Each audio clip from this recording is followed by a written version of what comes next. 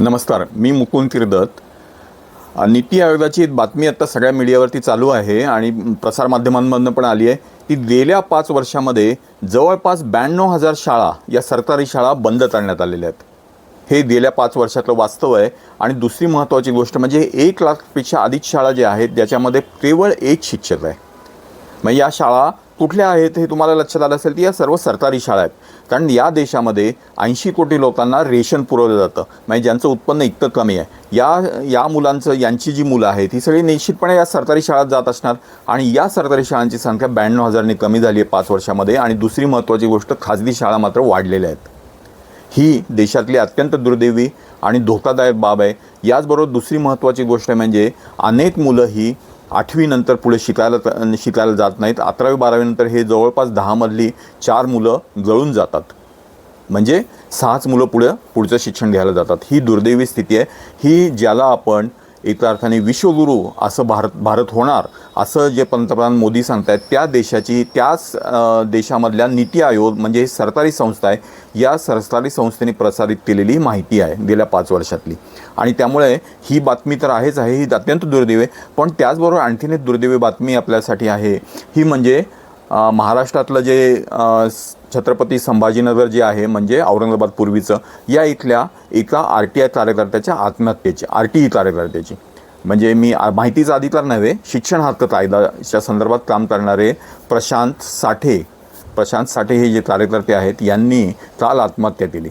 आणि आत्महत्या करत असताना ते अनेक वर्षापासून वेगवेगळ्या संस्थांबरोबर संघटनांबरोबर काम करत होते. यांनी काल आत्महत्या केली. त्याच्या वेळेस त्यांनी सुसाईड नोट आपण ज्याला म्हणतो ती लिहून ठेवली. आणि सुसाईड नोट अत्यंत गंभीर आहे. म्हणजे या काळामध्ये आपण गेल्या अनेक वर्षांमध्ये शेतकऱ्यांच्या आत्महत्या पाहिल्या, महिला आत्महत्या करताना पाहिल्या, हुंडा आणि इतर बळी याच्यामुळे किंवा इतर काही लैंगिक अत्याचारांमुळे. याचबरोबर शाळेतली मुलं आत्महत्या करताना पाहिली, त्यांना परीक्षा नीटसारख्या परीक्षांमध्ये अपयश येतं त्यामुळं, तेव्हा त्यांच्यावरच्या दडपणामुळं. आणि आता हे जे असे कार्यकर्ते आहेत, हे कार्यकर्ते पण जर आत्महत्या करायला जात असेल तर देशाची स्थिती अत्यंत गंभीर आहे. आता या कार्यकर्त्यांनी प्रशांत साठे जे आहेत, प्रशांत कचरू साठे म्हणून जे छत्रपती संभाजीनगरचे जे कार्यकर्ते आहेत त्यांनी लिहिलेलं आहे.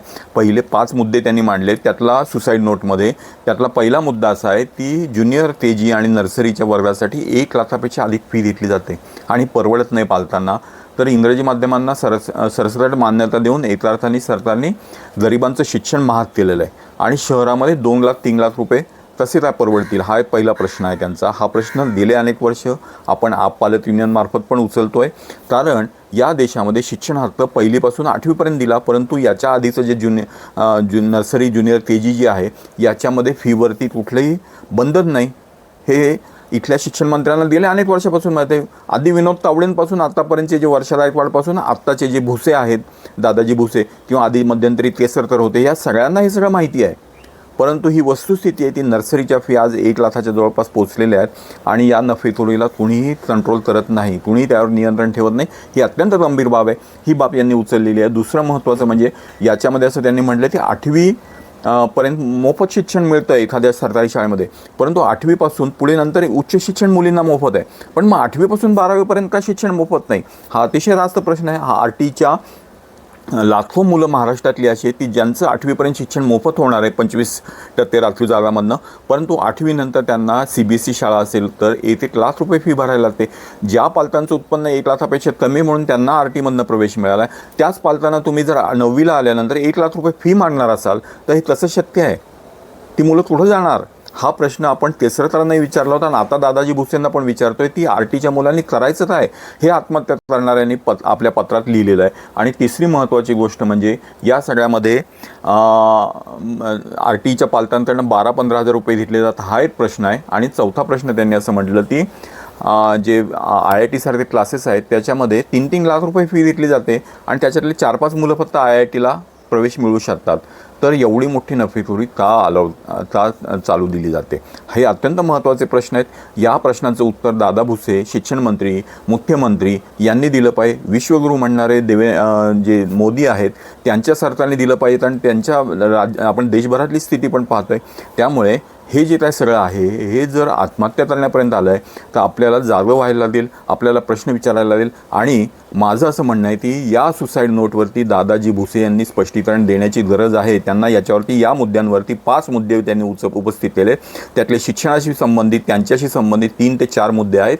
याच्यावरती तुम्ही उत्तर द्या. दादाजी भुसे त्यांची सुसाईड नोट वाचा. हा तुम्हाला मी आत्ता सगळ्या ह्याच्यामध्ये याचे बातम्या पण आलेल्या आहेत.